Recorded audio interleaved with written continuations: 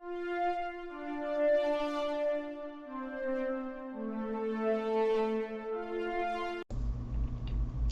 episode is partially brought to you by the Humble Choice program. Did you know Humble Bundle has a great monthly subscription service that lets you get a ton of video games every single month? That's right, from plans range from $5 to $20 a month, you get a hold of a bunch of free games they have available to you. And you could use our code down in the description below to go and sign up. It would help our podcast and help you see what great games are available for you this month. Hello, everyone, and welcome back to these fun interview episodes of the SWW show. I'm Mike, and today with me a special guest from... Actually, I don't have it written down where you're from. Do you mind introducing who it is I'm talking to in the game we're here to talk about? Yes, I can. My name is Andreas Cooney, otherwise known as Akuni on such sites as Steam and Newgrounds. And I make games and software and websites and stuff. And stuff, that's always the best. But I'm always like, I make games, you're like, do you only make games? Everyone's like, no, I do other things. So what is... Oh, not at all. So we're here to talk about Gang of Paws. So immediately I have to ask the question: why Gang of Paws? Like, what? Where does this animal theme come from? We'll kind of get to more about what the game is in a second. But like, why this like very heavy animal theme?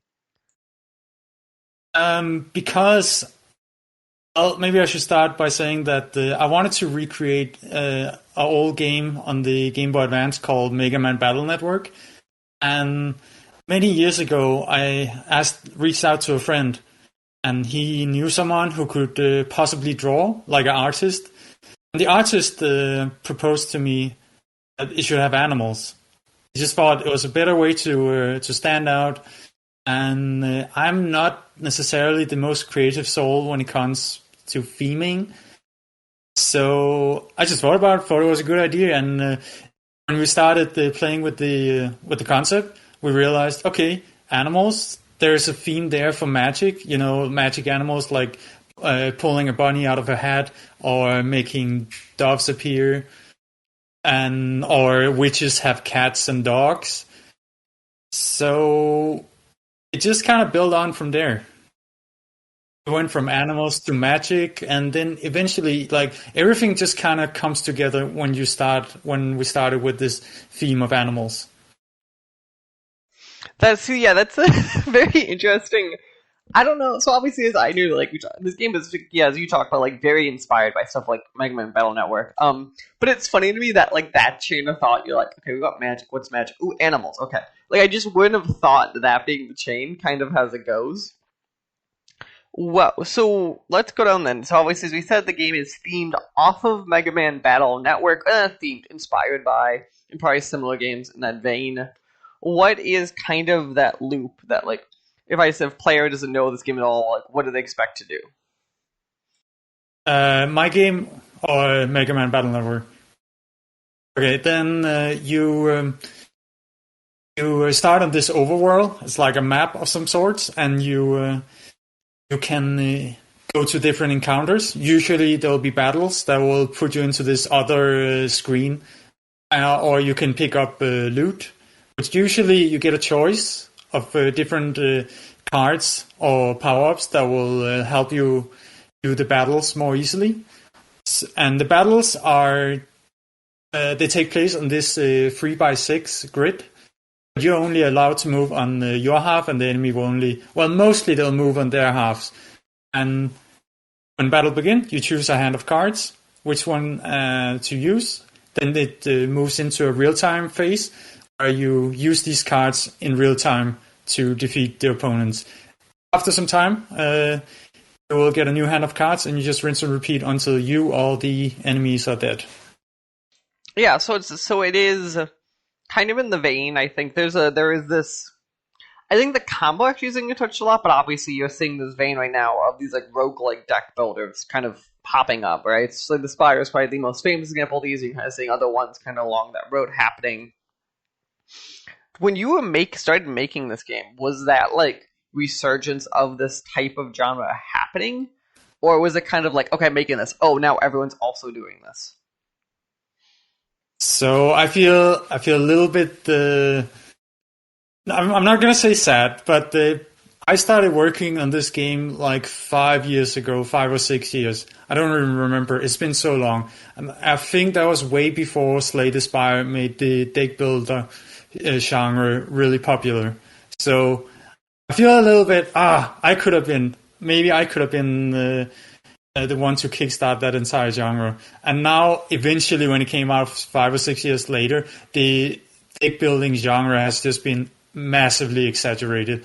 I mean, every day you go on YouTube, there's a new early access or final access game that has deck building in some way, and it just feels like such a saturated market.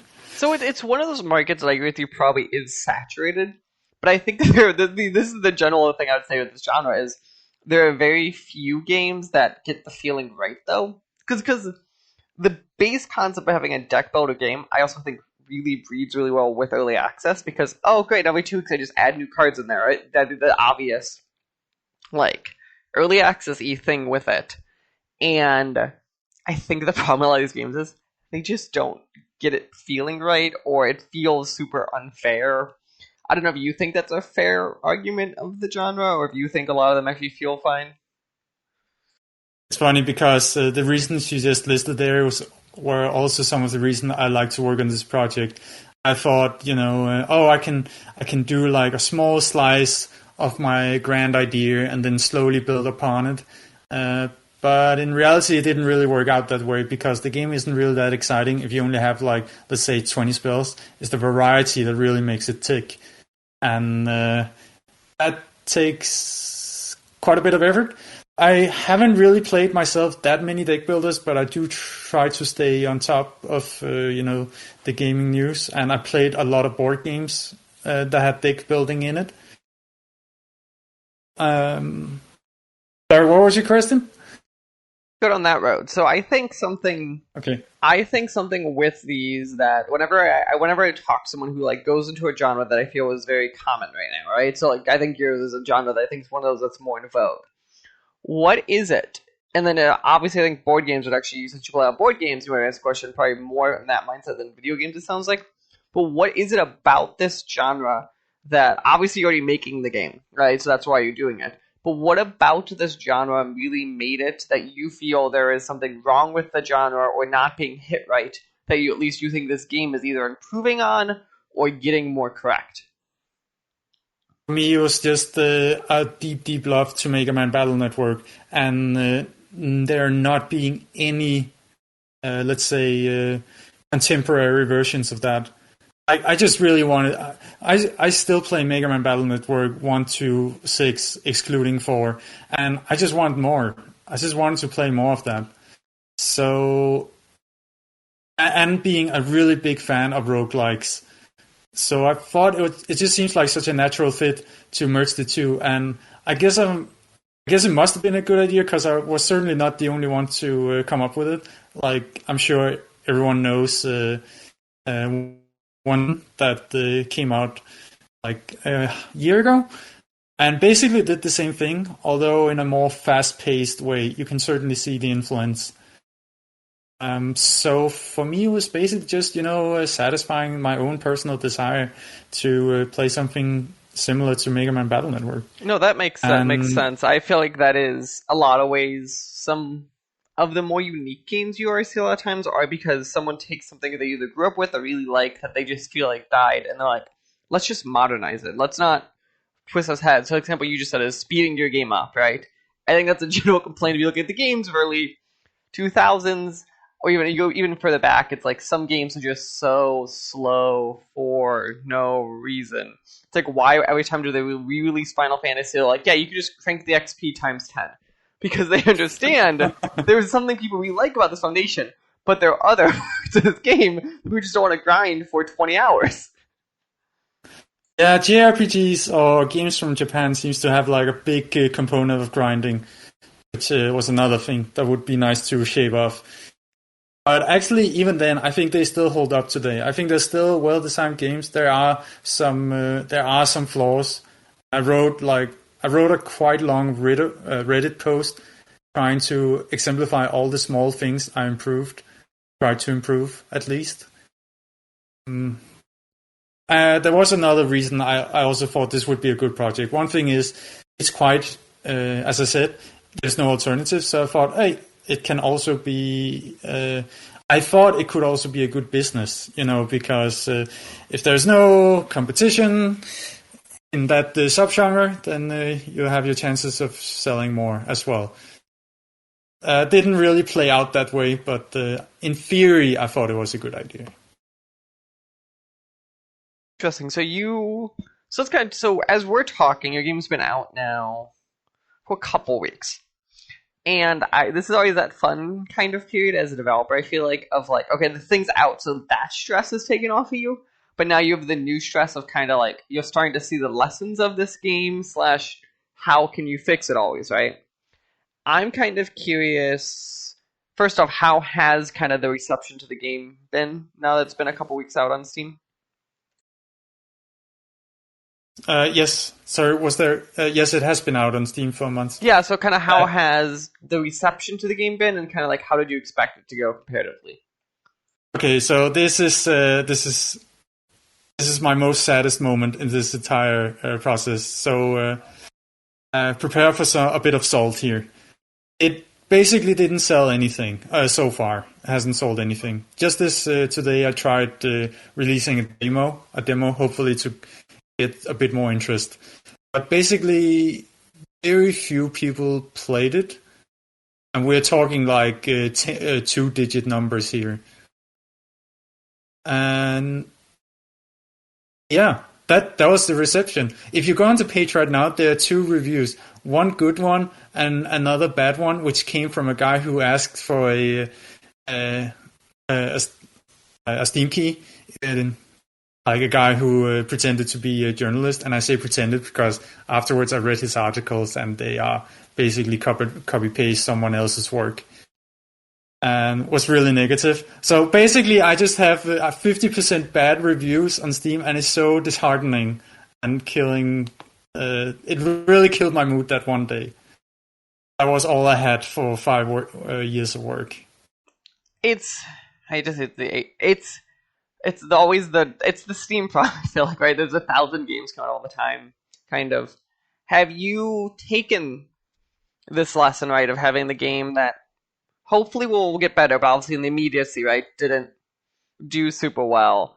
Is there stuff you're going to do, like, your next game around that, like, might make it more visible, like, either more marketing ahead of time or trying to get in front of more eyes? I'm just kind of curious, kind of, from kind of taking that lesson instead of just obviously having you steep in it, kind of, but like, is there at least stuff that next time you think you can make it better?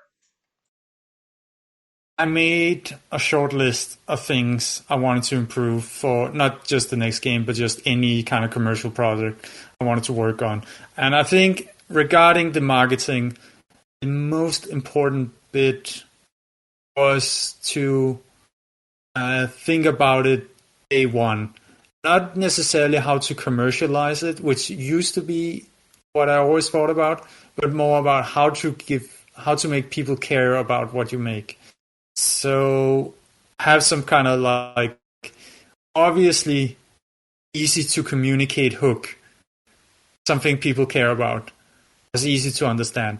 Something people can latch onto, something that's easy to communicate. If you are, say, a journalist and you have to write about this project, how would you start? Oh, you would start by just relaying the hook of the project. I think I haven't had time, obviously, because I haven't even started my next project yet. But this is what I'll try to focus on for the next one. That makes a lot of sense, and I can see if your game is hard to explain. Like, I could say Mega Man Battle Network, but I feel like it's a game that sold, I think, over 9 games, probably 1 million units. Like, it's the name that people heard more than know what it does. I am curious, kind of in that vein, then, do you plan kind of to still kind of release some more updates to this game then? Kind of to try to push it along, kind of as a user buys it now, or is it kind of like hey, this is kind of the product we're going for right now, and you're going to start kind of moving towards that next experience? I mean, I'm currently in between. I just came off from this very long project and off another very long project. So right now there is absolutely I have no desire to touch it. So that's the easy answer.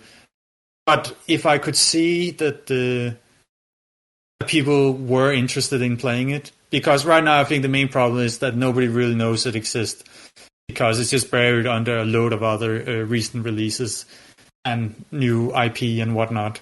But if I could see people love to play it, then I would certainly like to improve it because there are a lot of obvious things that could be improved. Even if you just look at the screenshots, there are some pictures that makes it look a little like it's not quite there yet. It's like missing the last 5 or 10%. But eventually, I had to release it because I didn't want to work on it anymore.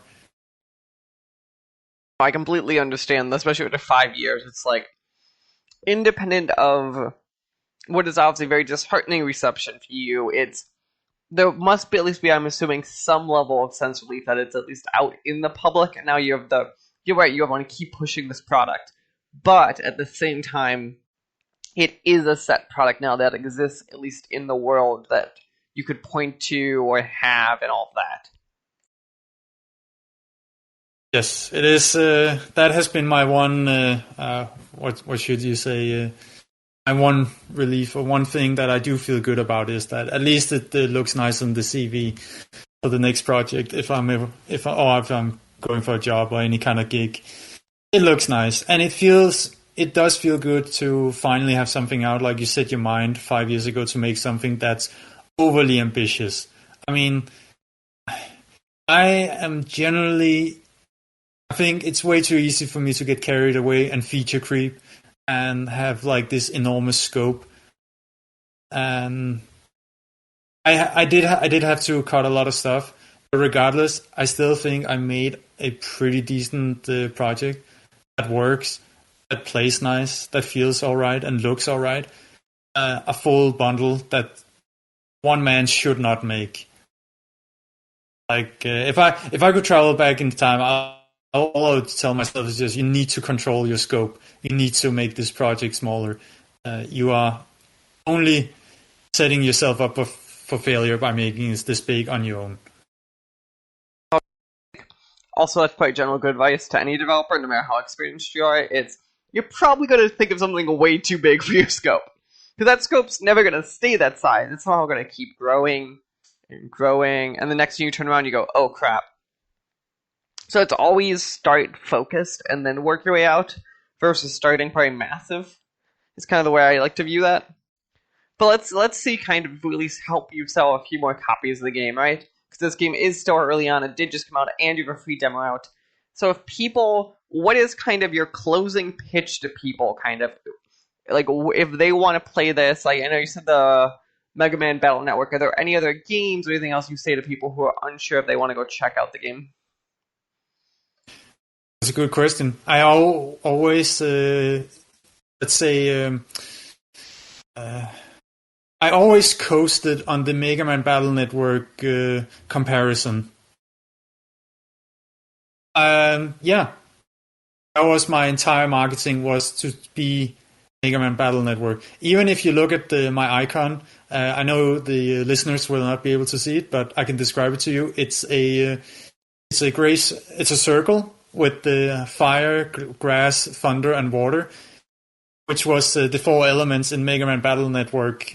Obviously also other games like Pokemon, but these very 4 specific ones was taken directly from Battle Network. So even in the visual design, I tried to create something unique to me, but still something that might resonate someone who's played the old games. I want to say again, thank you for taking time out of your evening, I think, to talk to me about the game. Best of luck on continuing whatever you do next, obviously, and hopefully the game picks up a bit more and people go check it out. Remember, there is a free demo out even for Gang of Paws on Steam, right? And then otherwise, is it at Arcuni Official on Twitter. Yes, that's correct. Perfect. Well, again, thank you for taking the time out of your day, and enjoy the rest of your day. Thank you. It was a pleasure. And you too. Hello, everyone, and welcome back to one of these interview episodes. I'm Mike, and today with me, two guests from literally around the world. I don't know if we get much more around the world than that, to talk about the game Dap. To get us started, do you guys mind introducing yourselves, and maybe what is the pitch for the game? I'm Iris. We'll start with you, I guess. All right. Hey, I'm Iris, and we're making the game Dap together.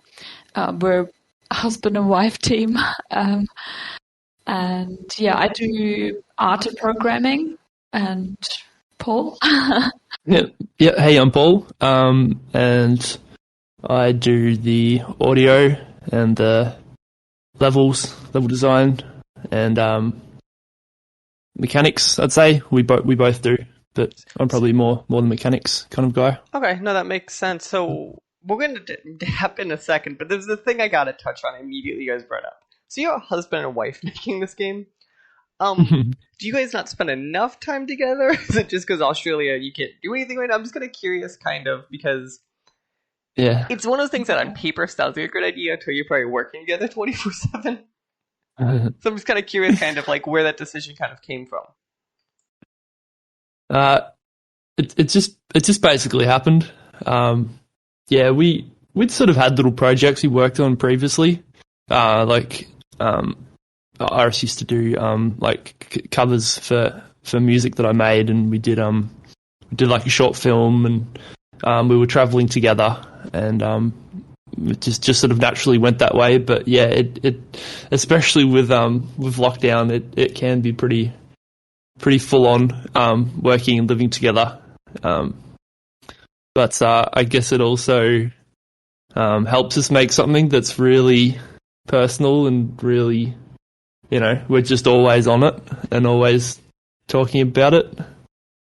Yeah, I'm kind of curious. Do you guys have, and we'll get to the game more, so I'm just kind of really curious because I think it's a very unique thing. Like, it's one of these people talk about, oh, it's going to happen, but like, you guys actually going through that process, kind of like, is there an off switch on the game? Like, do you have rules that, like, after a certain time, we're just not talking about the game? Or is it at this point kind of like the game is just kind of part of your lives and you guys just kind of accept that? I think that would be an interesting rule. Maybe we should think about that. No, I don't think we have that rule. I mean, we try to actually have, pardon me, have weekends and like not work on the game on weekends and that. But other than that, we talk about it a lot, to be honest, and it's very much filled our lives. And I think it's going to be very empty without it once we released it. You have stuff like DLC or bug fixing, or there's plenty to still do in any game. Oh yeah, I'm sure about that. What's the old joke right now that games are never finished? Like. Yeah, that's equally scary, I think. You almost like I'd rather being an off switch, a done switch on this thing. We let it go, we push it in the world and walk away. Yeah, I think so. So let's kind of talk about it then. So what, for people who don't know then, and again, this could be either you, depending who would know this better, what is kind of DAP? Like, what do players do in this game? So DAP is a horror action adventure game, and you play as a DAP, and you walk around in a beautiful pixel world, and you collect other creatures which are also called DAP, and they all say "oh DAP DAP" to each other, and you fight monsters and talk to creatures, and it's focused a lot about atmosphere, and it's got an interesting mix of like cuteness and horror. People have been comparing the game a lot to Pikmin. Personally, I have never played Pikmin, but people seem to like that comparison. So, yeah. So I gotta say, immediately reminds me of, I think, Binding of Isaac and like Ori had a baby. It's kind of like when I look at that game and I go, what does it feel like to me? I'm kind of curious, I'm trying to remember who said they were the more art. I think Iris, you said you do more of the art. And what kind of were your art inspirations? Like, 'cause I'm assuming I might be somewhat unbased, but I assume there's other inspirations that you kind of pulled from while making kind of the look of the game. I don't think that I could say that I'm like directly influenced by this or that. Originally, I was influenced a lot by Hyperlight Drifter, the art style of that, but mostly I'm just kind of looking at nature itself because when we started this game, we were kind of in the middle of nowhere out in Tasmania on a farm, and so I was more like inspired by forests itself. And yeah, and just kind of making what I can do, which kind of limits you a little bit, and then that's kind of how it evolves. And so would you say you're more primarily, I assume, a 2D artist than just because I assume the nature of this game, it being not 3D, it feels like there might be some 3D things in a 2D world, but it feels very 2D. It's definitely 2D. So I have only just started learning 3D on the side as well, but yeah, I basically have no idea on how to make 3D art. Let's kind of jump then to Paul. You said you did a lot of gameplay, right? That's kind of how you talked about this. What? But what was it? Right. So you said you do gameplay, you do a lot of audio, and Yep. what is kind of we kind of talk about you kind of explore this world. Kind of let's kind of dig into gameplay. What is kind of like your favorite thing about the game, kind of from a mechanics point of view? Is it kind of like just exploring the game? Is there something other things that because obviously puzzles are a big part of the game? Kind of like what is kind of like mechanics that kind of stand out to you? Yeah, I think the game has a quite a nice flow that happens as you play, and I think the mechanics are pretty unique. You know, like, and I think it all works together with a kind of synergy. I'm quite happy with the way that it's gone. Like everything kind of feeds into each other, and also the simplicity of it was something that we wanted to have. We wanted it, I guess. Nintendo games was just the thought of a Nintendo game was an inspiration. Probably a bit of Zelda. I'm kind of curious, what do you mean by the thought of a Nintendo game? Like, I have an idea in my head, but I'm kind of curious, what does that mean, kind of, when you guys talk about that? Yeah, I think it's like just absolute clarity and simplicity of the design, and yeah, just really really cutting whatever you can to and just getting rid of all the things that you don't need and just leaving what's most important. I like the idea of calling Nintendo games for like I hate a better term, but it's the idea is you're basically saying they're like they're really tight games, or like really like they're like we do certain things but we don't do anything else. It's kind of what it feels like you're calling them out for. yeah, definitely. Yeah, I really respect that about them. And it just felt like a good stance to have for us. It just felt like a good direction to go in. But yeah, I think the mechanics are pretty original, and usually when you watch people play it as well, it took a bit of just the right way to teach the player these things, because I haven't really seen some of these mechanics before, without making it too obvious and sort of ruining the discovery of it. So yeah. I think just to add that, I think that a lot of people have been talking about it as a puzzle game, but and it certainly does have puzzles, but for them it seemed quite a lot that figuring out the mechanics itself was a puzzle. Like unique thing, because a lot of times games inherently try to teach the player at least the mechanic and then let them learn the thing around mastering the mechanic. I find it interesting that the idea of the mechanic is in the puzzle.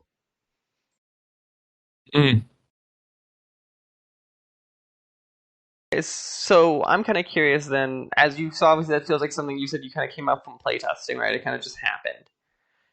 Did you guys kind of, when you saw that, change anything to kind of really mirror that? Or do you like, oh, this is kind of just a cool thing that just happened to be part of the game? Do you mean just all the mechanics, or? Mechanics and like kind of the discovery of the mechanics being something that players really liked. Oh yeah, yeah. I think we're a big fan of Dark Souls, so and those kind of games. So I think we didn't want to front load text, or I think we just naturally knew that the game it just totally fit that kind of experience where you're discovering the game world as you're discovering the rules of the world. I think Dark Souls does that really well. Like, it doesn't tell you that; it just tells you like the basic things, and it mimics the world itself because it's like this big new world, and you're like, what's going on here, and what am I even doing? And as you learn the game, you also learn about the world. So there's kind of a synergy there. Comparison there is, and I think so. It's funny. I find it funny that Dark Souls is the game that kind of you inherently jump to on that. Just because I think talking about the Nintendo game, I think we said a couple minutes ago, Nintendo I think is someone who's decently good at that, of kind of being like Metroid. I think always stands out to me in that idea of like, oh, as you're exploring, here is the mechanic that's just kind of happening, and it makes sense. So like Mega Man's obviously a fine example of like the mechanic matches the environment of what's happening. Yeah, I love Metroid as well. Yeah, that's a good comparison. So let's kind of, and this could be for either of you obviously, is kind of talk about let's broader picture. So this game, actually I can't know if I saw, when did you guys start developing this game? It's kind of hard to tell even like when we started, because it was honestly it was the first game that we've started making while trying to learn how to make games. So we haven't really made anything before, and we just kind of decided we should learn how to make games. That would be a cool idea. And we accidentally made DAP, basically. The game, you're like halfway through learning something, you're like, wait, that's a game. I wish all games were that easy. I wish it would have been easier. No, it's definitely it went through an iteration, and it's not because I think a lot of people, they always say, we should make a little small game first and then make a different game, and we kind of did do that, but we just kind of never finished it, and we just kept working on the same game until it became DAP. But also, it kind of it's risen from the ashes of several other little things. We had one thing going, and then we just sort of naturally forgot about it, and then I started something else, and then there was a few other little precursors to it that, you know what I mean? Like Iris, like even just the way they talk. There's a lineage there of things that have led to the way it is now. Yeah.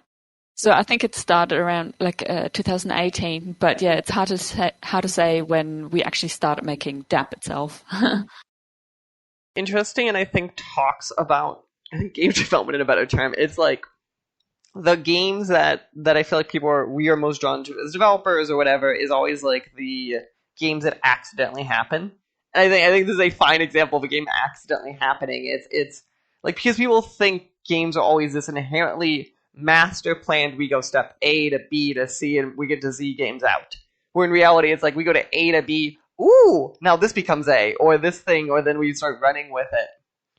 I'm curious if you guys don't mind talking about, is there anything that got scrapped? Or like games that you sound like you worked on other stuff that that didn't make it into depth, that you think is something that you guys keep thinking about? Yeah, guns. A lot of things. We had guns at some point because it was a top-down shooter, and at one point it's like, hang on, what the hell? Why is there guns in this world? It doesn't make any sense in any way. I couldn't picture guns in this world in the slightest. So it's a very interesting one, but you're like, guns, that makes sense. Yeah, I think because we had I think we had some bushfires, whenever that was, a year or so, a couple of years ago. Yeah, and I just remember, I don't know, I just remember being a bit distraught and thinking, what are we doing? Why are there guns in our game? This makes no sense. And we took them out, and then It was actually Iris. Yeah, she put spells because then it was like a stealth game for a while. We had all these stealth mechanics, and you could like hide in grass, and all the enemies would detect you, like, and it was kind of bad. It wasn't that fun really. And yeah, then Iris, I think one day I just got up. She's like, "Oh, I put this spell in the game." I was like, "Oh, awesome." And then then I just started thinking, "Oh, well, what if you can charge up your follower daps?" And oh, that was fun. And but there's been heaps of things we have tried. Like it was at one point it was more of a Souls-like in the sense that when you died, you would drop your daps and your resources, and you'd get a chance to get them back. And that didn't work. In my head, it was like the best thing ever. And then when we actually did it was broken in so many ways that I just could not have foreseen. And we're almost constantly trying things that don't work, with difficulty. And yeah, I don't know, Iris, can you think of anything else?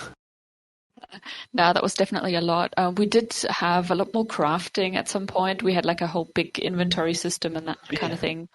And in terms of dialogue, there was a lot of like back and forth with the dialogue that at some point we took it out and we put it back in. And like I think a long time ago we had like different choices and that, but everything was made too complicated. And basically we often decide to use a more simpler option that works for clarity, and that I don't know, it's just better to realize.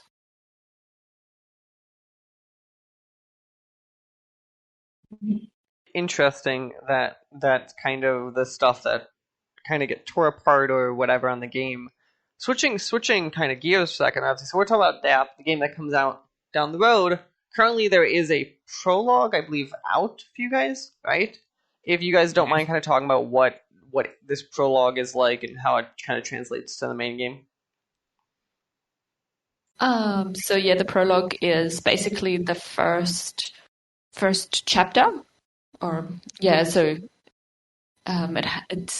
starts with a sort of an intro scene, which is then called prologue itself as well. But and then the first chapter of the game, which is basically so people can have a look at it and basically check out the mechanics and the atmosphere and see whether they like it. So the prologue is free. I gotta say, congrats, guys. Apparently has positive reviews, obviously. So you guys must have done something right, obviously. I see at least positive views for this prologue, and then transitioning back then to DAP, the main game. Correct me if I'm wrong. There is still currently no release date for the game. There is not yet, but there will be one pretty soon. Perfect. So so the game is DAP. You guys are, I don't know if we said, Melting Parrot, right? Is that your studio name? That's right. So Melting Parrot, DAP. Check it out on Steam. Again, there is DAP Prologue on Steam also, which is a free first chapter of the game. Is there anything else that you feel that people should really know about the game, or any closing pitch you guys have to why people should go check out the game?